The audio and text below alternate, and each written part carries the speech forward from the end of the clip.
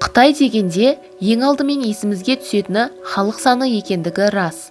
Бірақ біз бүгін Қытай туралы басқа да қызықты деректермен таныстырамыз.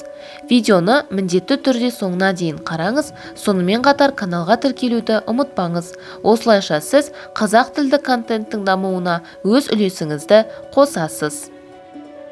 Қытай елінде PlayStation ойын приставкалары заңсыз болып саналады, яғни бұл ойынды ойнауға тыйым салынған.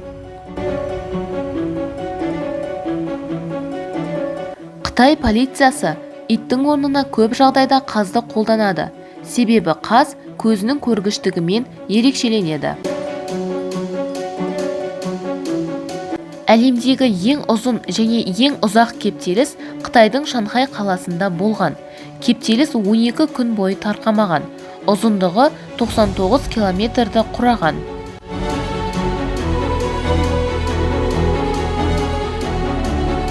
Қытайда тұтқындалған адамдар басқа елдермен салыстырғанда қамауда 4 есе ұзақ отырады. Әскерилер бастарын биік және тік ұстап үйрену үшін жағаларына ине қадап қояды. Әскери полиция саптық жүріс кезінде өз қызметкерлерінің қолдарын бір деңгейде көтеруі үшін арнайы әдісті пайдаланады. Ол үшін саптың қапталына ұзын сым керіледі. Қытайда 100 миллионға жуық адам күніне $1 ғана өмір сүріп жатыр. Қытайда жылына шамамен 1 миллиондай әйел түсік жасатады екен. Бұл халық санының көптілігіне байланысты. Статистика бойынша елдің 70% көзілдірік киеді. Ең алғаш кетчуп Қытайда кетсиап деген атаумен балық тұздығы ретінде пайда болған.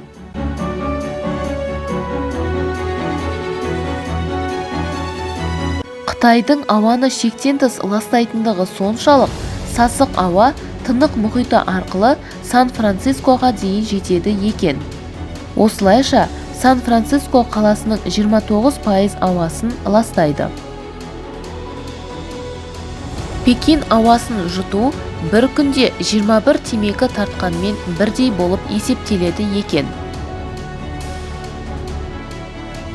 Жыл сайын Қытайда 4 миллион мысықты жеп қояды. Қытайлықтардың сәттілік символы жарқанат болып саналады.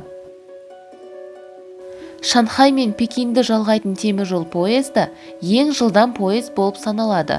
Ол тіпті сағатына 480 километрге дейінгі жылдамдықты бағындыра алады.